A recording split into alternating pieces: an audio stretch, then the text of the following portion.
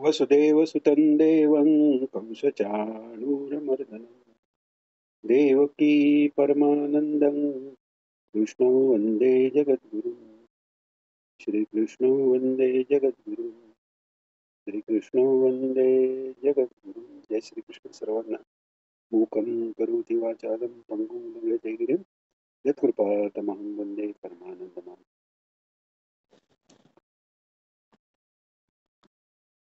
काल आपण 18वा अध्याय 17व्या श्लोकापर्यंत आलो होतो.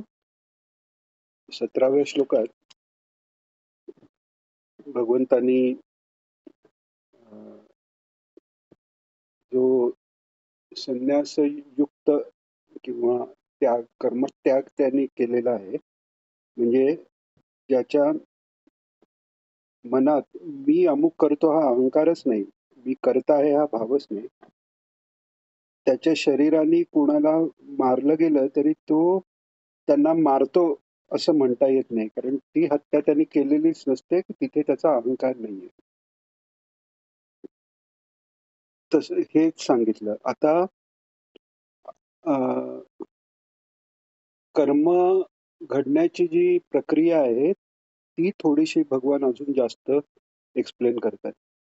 तर कर्माची उत्पत्ती व्हायला काहीतरी प्रेरणेची आवश्यकता असते. त्या प्रेरणेनुसार मग तो जो करता ज्याला प्रेरणा होते काही करण्याची कोणत्या तरी कारणाने तो करता मग काही करण म्हणजे साधन हातात घेऊन कार्य करतो.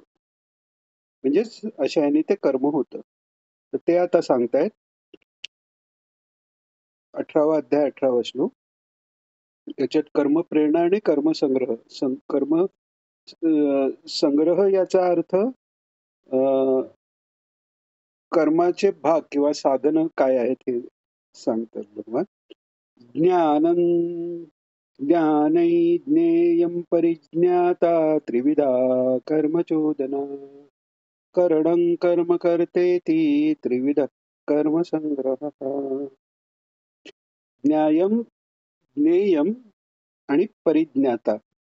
ज्ञाता ज्ञान ज्ञेय ही त्रिपुटे.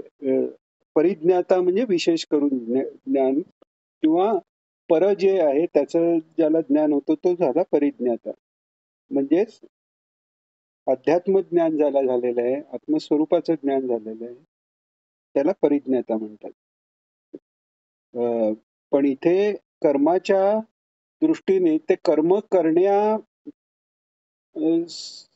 पुरतं त्या कर्माची आवश्यकता वाटण्याची प्रेरणा आणि ते करू शकण्याची वृत्ती, म्हणजेच ते कर्म जे काही पुढे घडणार आहे ते करण्यापुरतं त्याच्याकडे पूर्ण ज्ञान आहे.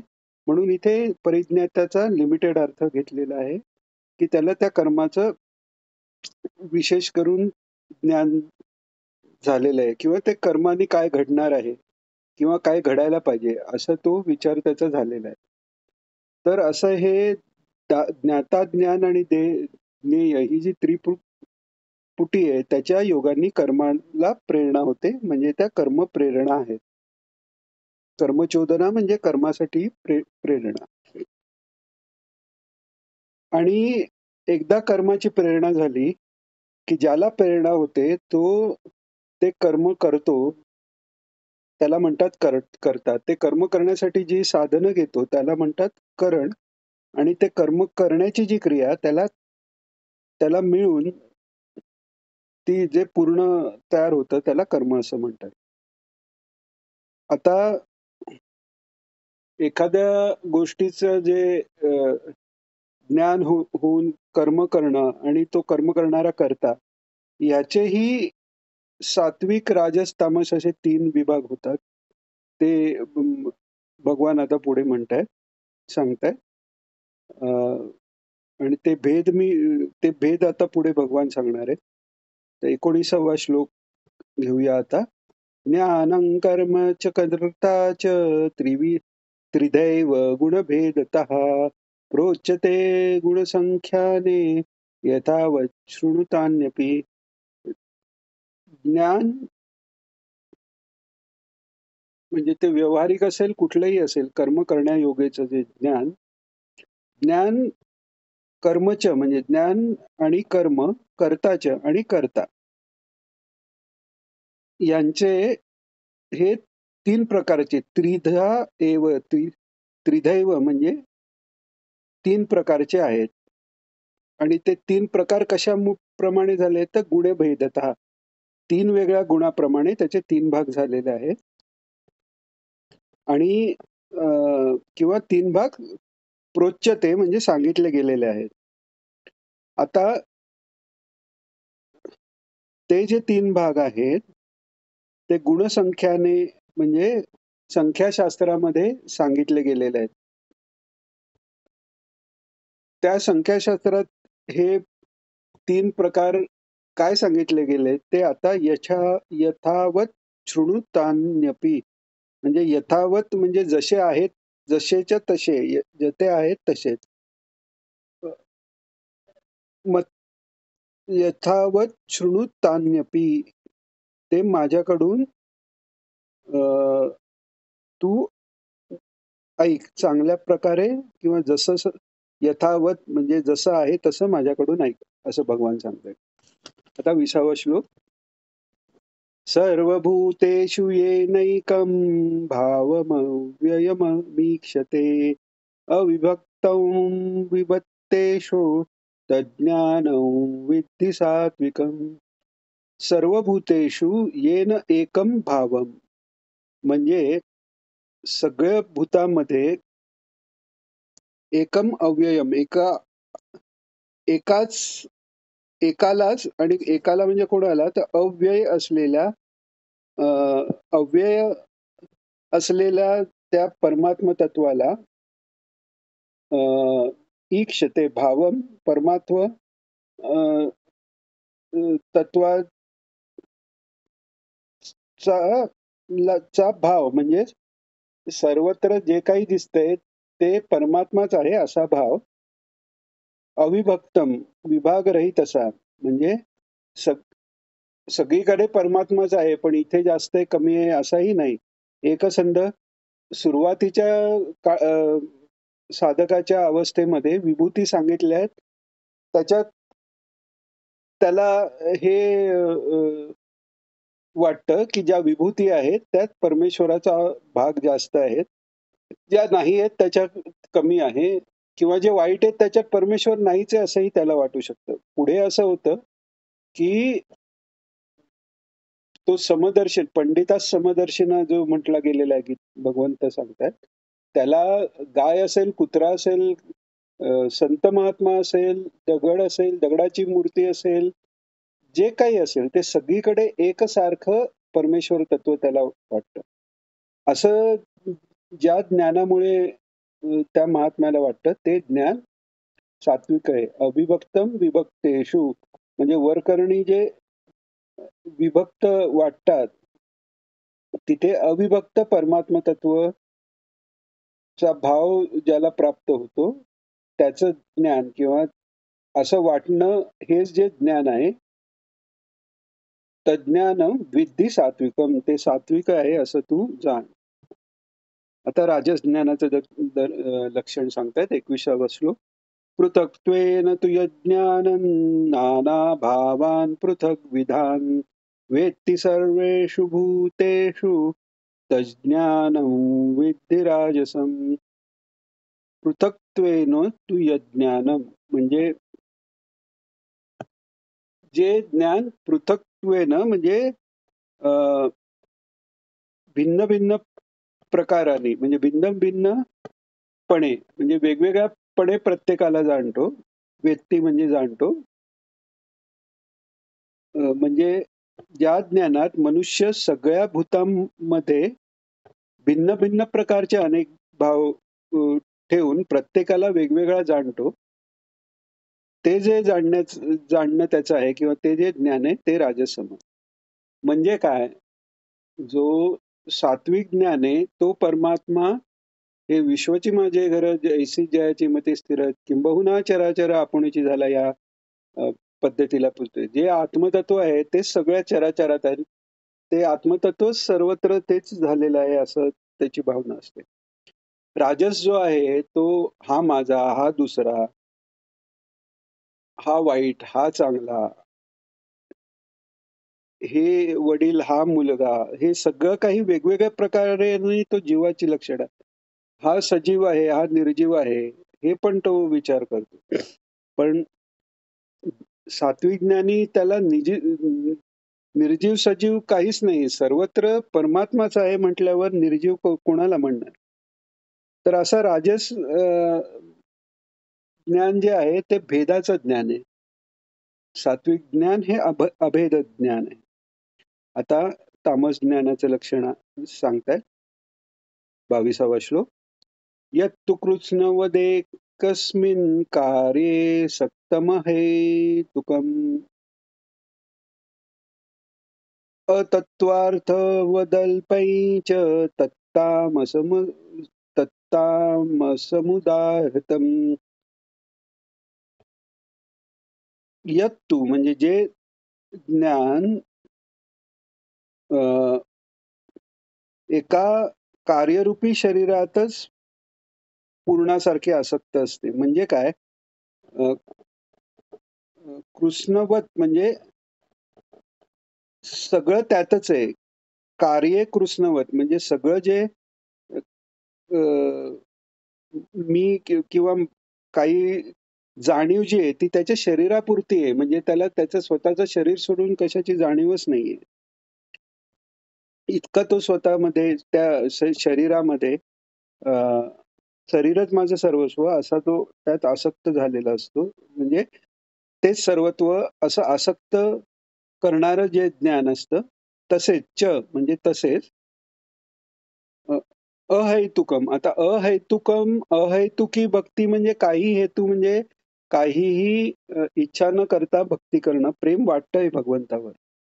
आता इथे अहेतुकम म्हणजे त्याला काहीही योग्य लॉजिक नसलेलं, त्यातनं काही मिळवायचं नसलेलं, असं असं आणि अतत्वार्थवत आणि त्याच्यात काही अर्थ नसलेलं, काही तत्व नसलेलं म्हणजे काही अर्थरहित अ, असं जे अल्प म्हणजे कमी नाही, अल्प म्हणजे क्षुद्र अशा याने असं जे ज्ञान आहे, त्याला तामस म्हटलं गेलेलं आहे.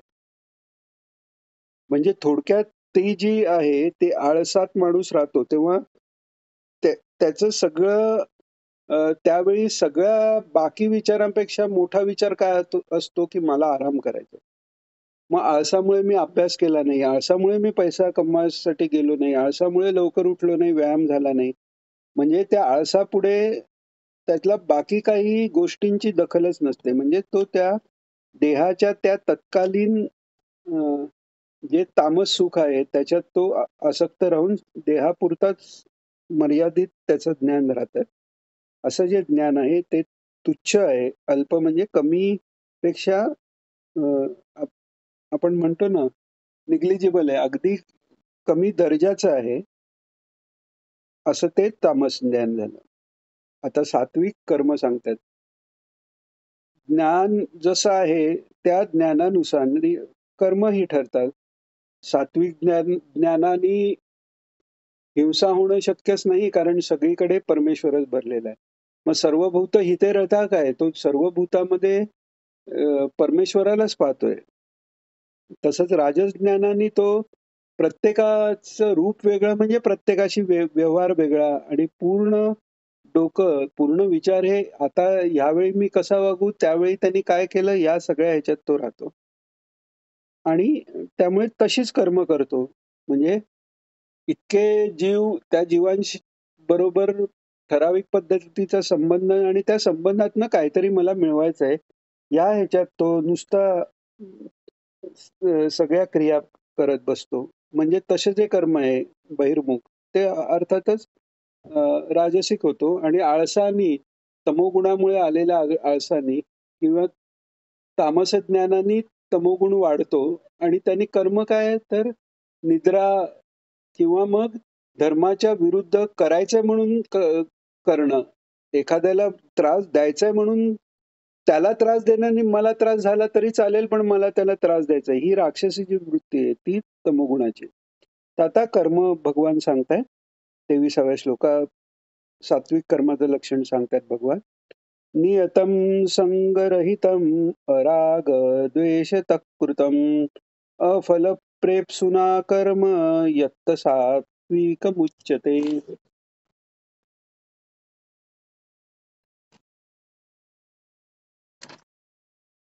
हम्म.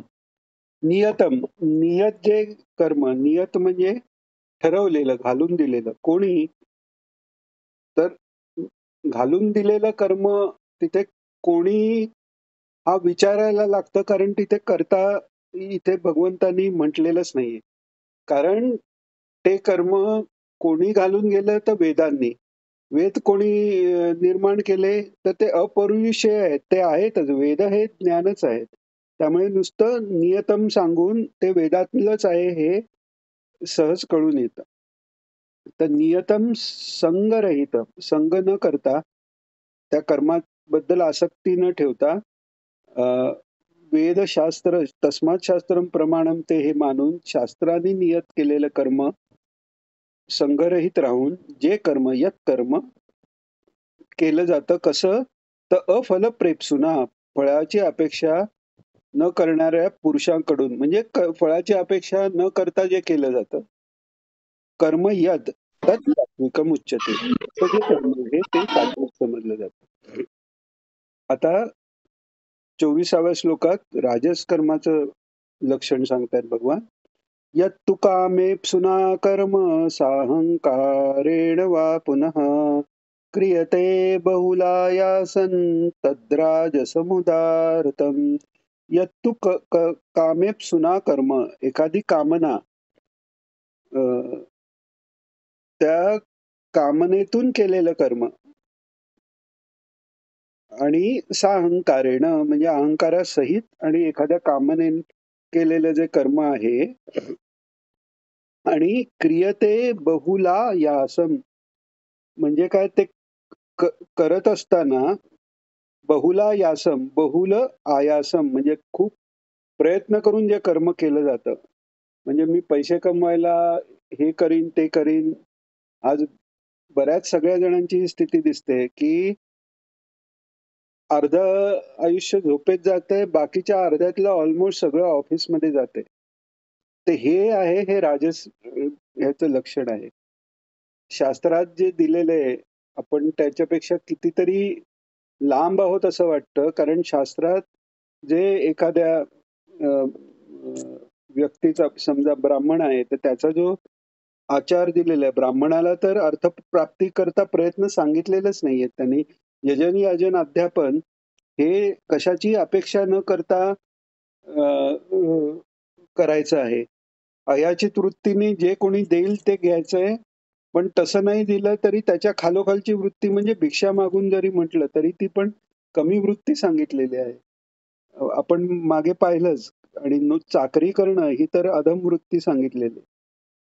पण इव्हन ज्यांना अर्थाकरता प्रयत्न करायचा हे सांगितलेलं आहे त्यांनाही काहीतरी 2.5 घटका वगैरे का म्हणजे, किंवा अ, 2.5 तास असं काहीतरी फक्त वेळ ती अर्थार्जनाकरता द्यावी असं सांगितलेलं आहे. असो, तर सांगायचं गोष्ट कसं की काहीतरी मिळवण्याकरता, कशाच्या तरी व्यावहारिक म्हणजे भौतिक सुखाच्या प्राप्तीकरता भरपूर प्रयत्नांनी थोडंसं जरी मिळत असेल तरी ते करणं हे राजस कर्म होणं, हे राजस कर्माचं लक्षण आहे. आता तामस कर्माचं लक्षण सांगतात 25व्या श्लोकात. अनुबंधं क्षयं हिंसाम् अनवेक्ष्य च पौरुषम् मोहादारभ्यते कर्म यत्त तामसमुच्यते. अनुबंधम म्हणजे अनुबंध म्हणजे त्याच्या मागून त्या गोष्टीला बांधून येणारं. अनु म्हणजे मागोमाग येणारं, अनुसरण म्हणतो, किंवा आपण अनुज म्हणजे आपल्या मागेला तो आपला अनुज म्हणजे आपला धाकटा भाऊ. तर तसं अनुबंध म्हणजे मागून येणारा बंध, याचा अर्थ परिणाम, म्हणजे एखादी गोष्ट करून येणारा परिणाम. क्षयम हिंसा अ, म्हणजे जे ज्या कर्माचं परिणाम क्षय म्हणजे हानी, कोणत्याही प्रकारची हानी, धर्माची हानी, वस्तूंची हानी, प्राणांची हानी म्हणजे हिंसा पण आली. आणि अ, अनवेक्ष्यच पौरुषम म्हणजे पौरुष म्हणजे आपलं सामर्थ्य काय आहे त्याचा विचार न अनवेक्ष त्याचा विचार न करता अ, परिणामाचा विचार न करता हानी किंवा हिंसा होईल का याचाही विचार न करता मोहादाराभ्यते केवळ मोहानी जे अ, आरंभ केले जाते किंवा आपण म्हणतो ना काय मांडून ठेवलंय तर ते मांडलं जातं म्हणजे अ, अ, ते नुसतं आरभ्यते म्हणजे काय बाजार मांडलाय म्हणजे काय चालवलंय अशा यांनी म्हणतो. तसं आरभ्यते म्हणजे फक्त सुरू केलं जातं असं नाही, तर ते पूर्णपणे पण त्याच ह्याच्यात केलं जातं. तत्कर्म यत् यत्तत् तामस उच्यते. ते काम कर्म जे आहे ते तामस म्हणून म्हटलं गेलेलं आहे. आता सात्विक ज्ञान सांगितलं, राजस ज्ञान, तामस ज्ञान. सात्विक, राजस, तामसिक कर्म सांगितली. आता ज्ञान आणि कर्म, ज्ञानापासून त्या कर्मापर्यंत गोष्ट नेणारा जो आहे तो कर्ता आहे. आता त्याची 3 लक्षणं सांगतायत. म्हणजे त्याची 3 लक्षणं नाही, त्याची 3 गुणप्रकार च्या अ, योगाने जे होणारे 3 प्रकार सांगतात. आता सात्विक कर्त्याचं लक्षण प्रथम सांगतात भगवान 26वा श्लोक. मुक्तसंगो नहं वादी धृत्युत्साह समन्वितः सिद्ध्यसिद्ध्यो निर्विकारस्कर्ता सात्विक उच्यते. मुक्त संग संघापासून सगळ्या मुक्त झालेला अनहमवादी अहमवादी नाहीये. मी असं मी तसं मी असं मला असं कळलं मी तुम्हाला सांगतो माझा ऐका हा मीच नाहीये अहमवादी नाहीच आहे तो. मी त्याचा गेलाच. जे गुरु महाराज जे दत्त महाराज कवीश्वर त्यांच्या तोंडून कोणी मी ऐकलेलं असं कोणी माणूस माहिती नाही. कारण मीही म्हणायचे नाहीत आणि तूही म्हणायचे नाहीत. कोणत्याही गोष्टीत मीचा उपयोग नाहीच. क्वचित कधी अगदी काही सांगायला लागलं तर आम्ही म्हणतील, नाहीतर तेही नाही. दुसऱ्याच्या बाबतीत म्हणायचं झालं तर लहान बाळ जरी असलं तरी तुम्ही, आपण ह्या ह्याने ते म्हणतात. तर असा तो अ, अनहमवादी, अहम हा गेलाय तिथे नाहीच आहे. त्यामुळे नाहीच आहे त्यामुळे अहमवादी तो नाहीच आहे महात्मा. धृत्युत्साह समन्विता, धृती आणि उत्साह यांनी युक्त असलेला. आता आपण कर्म करतोय, कर्म मार्गाचा अवलंब करतोय असं आपण आपलं समाधान घेऊन बसतो. पण सात्विक कर्म जर करत असलो आपण, तर आपण सात्विक कर्ता म्हणजे त्या सात्विक कर्त्याची लक्षणं पण आपल्याकडे असतात. मी सात्विक कर्म करतोय म्हणून लोक मला त्रास देत आहेत आणि म्हणून मी दुःखी आहे. तोपर्यंत खरं सात्विक कर्म नाहीये. कुठेतरी काहीतरी आपली गडबड होते. तर सात्विक कर्म जर खरोखरच घडत असेल, तर ते सात्विक कर्म घडण्यासाठी सात्विक ज्ञान आणि त्या सात्विक कर्ता जो आहे त्याच्यात हे गुण असणं आवश्यक आहे. काय? तर धृती आणि उत्साह सहित तो महात्मा असतो. सिद्ध्या सिद्ध्यो निर्विकारः कर्ता सात्विक उच्यते. आणि त्याचा धृती आणि उत्साह राहण्याचं कारणही काय? तर कारण तो सिद्धी आणि असिद्धी याच्याबद्दल निर्विकार असतो. चांगलं झालं तरी ठीक आहे, वाईट झालं तरी ठीक आहे. जे काय आहे ते काय होतंय याचा माझ्याशी काही संबंध नाही. कारण मी करता नाहीये. जे काय आहे ते ईश्वराने सांगितले त्या आज्ञेचे पालन ईश्वरच करून घेतोय असे यांनी ते राहतात. त्यामुळे धृती उत्साह सहित असे ते करते असतात. आता 27व्या श्लोकात राजसकर्ता सांगतायत. राजसकर्त्याची लक्षणं सांगतायत भगवान. अ, अच्छा 26व्यात एक हे राहिलं की अ, मुक्तसंगो अनहमवादी आणि धृती उत्साह समन्विता. याचा अर्थ आहे की अ, एखादं सात्विक कार्य करताना पण खूप नाही, नाही हे होतच नाहीये, व्हायला पाहिजे, कशाला पाहिजे? असं जर धैर्य सोडलं जर कोणी, तर कितीही उद्देश चांगला असला किंवा ते कितीही कार्य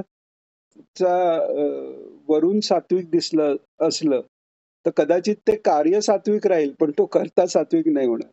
हे कळायला थोडं कॉम्प्लिकेटेड आहे, पण सांगायची गोष्ट अशी, की कर्ता सात्विक राजस तामस हे वरून दिसणारे कार्य म्हणजे एखाद्याला अ, ज्याला अन्न खायला मिळालं नाही त्याला अन्न दिलं, तर अन्न त्याला खायला देणं हे कार्य सात्विक वरून दिसणं झालं. पण त्याच्यामागे उद्देश काय किंवा ते देताना अ, तामसदान झालंय सात्विक का राजस याच्यावरनं तो करता सात्विक राजस तामस ठरतं. तर आता 27व्या श्लोकात राजस कर्त्याचं लक्षण सांगितलंय भगवंतांनी. रागी कर्मफल प्रेप्सुर्लुब्धो हिंसात्मको शुचिः हर्षशोकान्वितः कर्ता राजस परिकीर्तितः. रागी म्हणजे आसक्ती. राग हे याचा अर्थ प्रेम असला तरी व्यवहारातला जो राग आहे, अनुराग ईश्वराबद्दल झाला की तो भाव झाला, भक्ती झाली. विषयांबद्दल झाला तर तो अ, आसक्ती झाली. तर आसक्तीयुक्त जे प्रेम आहे, रागी अ, युक्त असलेला जो आहे आणि कर्मफल प्रेप्सूर लुब्धो, फळांची इच्छा करणारा आणि लोभी आहे. म्हणजे फळ मिळालं तरी त्याची इच्छा संपत नाही, ती इच्छा अजून वाढते, अजून मोठ्या फळाची इच्छा करणारा आणि हिंसात्मकः, मग ते करताना कायावाच्या मनाने हिंसा झाली तरी हरकत नाही, मला जे पाहिजे ते मिळायला पाहिजे. आणि अशुची, वाचेची अशुची, शरीर बाह्य अंतर जी काय ते अशुची. आणि तो कसा असतो की त्याला पाहिजे ते मिळालं आनंद होतो, नाही मिळालं तर शोक होतो. म्हणजे हर्ष शोक याच्या द्वंद्वात तो पडलेला असतो. अशा याला राजस परिकीर्तिता, असा राजस म्हणून परिकीर्तिता म्हणजे त्याची विशेष करून कीर्ती झालेली आहे याचा अर्थ. हे एवढं मोठं त्याचं आणि हे परिकीर्तिता का म्हटलंय? कारण सात्विक कर्ता जो आहे तो लोकांच्या समोर येत नाही. तामस करता कदाचित येईल, कदाचित येणारही नाही, कारण तो आळस आणि ह्याच्यात पडलेलाही तामस करता असू शकतो. राजस करता तो आहे तो बऱ्याच वेळा बराच पॉप्युलर असू शकतो, म्हणून तो परिकीर्तिता म्हटलं गेलेलं आहे ते. आता इथे लक्षात घेण्यासारखं आहे, आपण कोणतंही कार्य करताना हर्ष आणि विषाद हे जर आपल्यात असेल, तर पुन्हा तेच आहे. ते कितीही सात्विक कर्म वाटलं, तरी ते पूर्ण सात्विक होऊ शकत नाही. ते जास्त राजस झालं. अध्यात्माचं सुद्धा समजा आपण गीता आपण जसा अभ्यास करतोय, तसं अजून कोणाला आपण सांगतोय, त्यावेळी आपण सांगतोय ते समोरच्याला आवडलंय. ह्यानी जर आनंद निर्माण झाला किंवा सांगतोय ते समोरच्या ला नाही आवडलं किंवा आपण सांगतोय पण समोरच्याला ऐकायला इंटरेस्ट नाही म्हणून वाईट वाटलं, तर तो सात्विक कर्ता होऊ शकत नाही. कारण सात्विक कर्त्याचं कर्म जे आहे, त्या कर्माचं आपण लक्षण पाहिलं त्याच्यात काय सांगितलंय? तर त्या कर्माचं फल काहीही आलं तरी त्याला ते सारखंच आहे. म्हणजे हर्ष-विषादादी द्वंद्वत आहेत नाही. आणि त्याच्या उलट हा राजसिक कर्ता आहे, की चांगलं झालं किंवा अ, समोरच्यांनी काही आपल्याला चांगलं म्हटलं, तो हर्ष झालाय. नाही म्हटलं, शोक झालाय. तर असं ज्याची द्वंद्व मनात असून जो कार्य करतोय, तो राजसक कर्ता म्हणून प्रसिद्ध आहे. आता तामस कर्त्याचं लक्षण सांगतात भगवान 28व्या श्लोकात.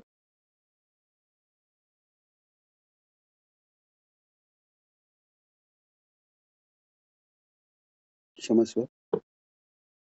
अयुक्त प्राकृतस्तब्ध शठो नैष्कृतिको लसः विषादी दीर्घसूत्री च कर्ता तामस उच्यते.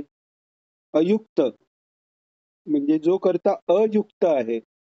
अयुक्त म्हणजे ते कार्य करायला योग्य नाही असाही अर्थ आहे आणि अयुक्त आहे म्हणजे आपण जे तेमे युक्त तमामता भगवान म्हणतायत म्हणजे माझ्याशी जास्त युक्त कोण असतो ते म्हणतायत. म्हणजेच युक्त म्हणजे ईश्वराशी युक्त म्हणजे ईश्वराने सांगितलेल्या शास्त्राशी बी युक्त हे जे आचरण आहे त्याच्या विरुद्ध करणारा म्हणजे तो अयुक्त झाला. प्राकृत. आता प्राकृत म्हणजे आपण मराठी भाषेला प्राकृत म्हणतात, ते संस्कृत नाही म्हणून ते प्राकृत म्हणतायत. तो इथे अर्थ नाहीये. इथे संस्कृत नाहीये म्हणजे भाषेच्या दृष्टीने नाही, तर असंस्कृत असलेला तो प्राकृत असं म्हटलेलं आहे. स्तब्धा. स्तब्धा म्हणजे आढ्यताखोर, रिजिड जे असतात ना, अहंकार असतो, मी करेन तेच खरं आणि मीच सर्वात मोठा असा घमेंडी जो असतो त्याला स्तब्धा म्हटलेला आहे. शठा म्हणजे लबाडी करणारा, धूर्त असा. नैष्कृतिका म्हणजे कृतिका म्हणजे दुसऱ्याच्या उपजीविकेचा निष्कृती करणारा म्हणजे नाश करणारा असा तो असतो. विषादी म्हणजे सतत विषाद करणारा म्हणजे सतत काहीतरी निगेटिव्ह बोलणं आणि ज्यांनी निराशा होईल असं बोलणारा, शोक करणारा. अलसहा म्हणजे आळशी आणि दीर्घसूत्रीचं आहे, आज नाही तर उद्या करू, उद्या नाही परवा करू असं झालं. दीर्घसूत्री प्रोक्रास्टिनेशन ज्याला म्हणतात ते करणारा प्रोक्रास्टिनेटर असा जो आहे. विषादी दीर्घसूत्रीचे करता तामस उच्चते, अशा कर्त्याला तामस म्हटलं गेलं.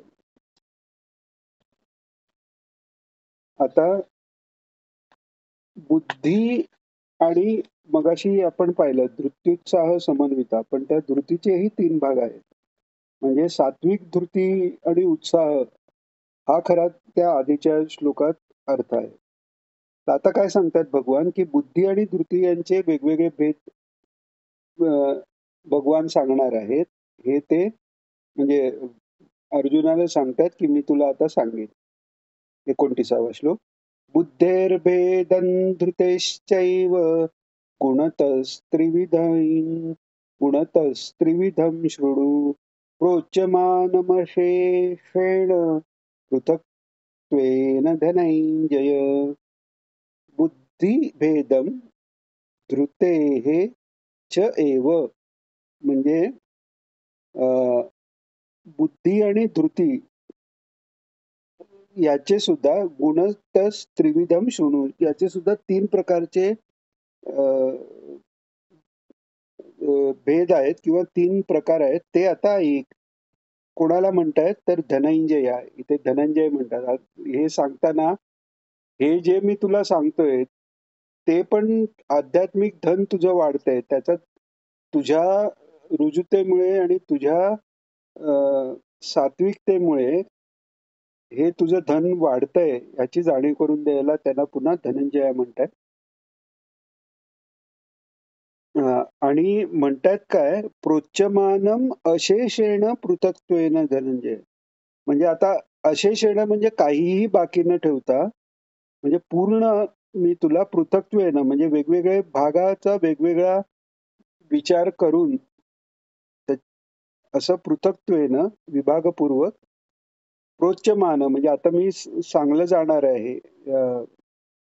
धनंजया, ते तू गुणतच त्रिविधम शृणुते, तू 3 गुण त्रिविध जे आहेत ते आता माझ्याकडून ऐक असं भगवान 29व्या श्लोकात म्हणतात. आता 30वा श्लोक घेऊ आणि आपण आजच्या करता थांबू. वा. सात्विक आता बुद्धीचं लक्षण भगवान सांगतात. प्रवृत्तींच निवृत्तींच कार्याकार्ये भयाभये बंधं मोक्षैच या वेत्ति बुद्धिस्सा पार्थ सात्विकी प्रवृत्तींच म्हणजे प्रवृत्ती मार्ग, निवृत्तींच म्हणजे निवृत्ती मार्ग. आता प्रवृत्ती मार्ग काय आणि निवृत्ती मार्ग काय? भगवान शंकर हे निवृत्ती मार्गाचे प्रतीक आहे की अं, त्यांना कशाचीही आसक्ती नाही. सगळं सोडून ते भस्म लावून बसलेले आहेत. वस्त्र म्हणजे व्याघ्र चर्म आहे, अंगाला भस्म आहे. अर्धांगिनी पार्वती नुसती नाही, अर्ध शरीर पार्वती असून सुद्धा त्याच्याबद्दल आसक्ती नाही. इतके ते विरक्त आहेत. आणि विरक्ती नुसती आत नाही, बाह्य लक्षणे ही सगळी विरक्तीची आहेत. तर त्याप्रमाणे मार्गही दोन प्रकारचे. निवृत्ती मार्ग म्हणजे सगळं सोडून एकांतवासी अ, होऊन तपश्चर्या करणारे. आणि प्रवृत्ती मार्ग जो आहे, तो म्हणजे सर्व ईश्वराचा आहे. ईश्वराच्या दरबारात आपण एक कार्यकर्ते आहोत आणि ही सर्व ईश्वराची लीला आहे. तर त्याच्यात धर्माचा जय होण्याकरता, अधर्म कमी होण्याकरता जे काय मला करायचंय ते करतो. या दृष्टीने जो कर्ममार्ग, योगमार्ग याचा अवलंब न करतो, तो प्रवृत्ती मार्गी. निवृत्ती मार्गे तो गृहस्थाश्रम वगैरे स्वीकार न करता विधिवत तरी संन्यास घेईल किंवा विरक्त होऊन कुठेतरी जाईल. प्रवृत्ती मार्गी जो आहे तो सगळं जे व्यवहारातलं आहे ते शास्त्राप्रमाणे करून कोणत्याही प्रकारे कुटुंबाला सोडणं नाही, रानात जाऊन बसणं नाही, आहे ते व्यवहार सगळे चालू ठेवून ते व्यवहारच परमेश्वराची पूजा आहे या भावनाने तो करत राहतो.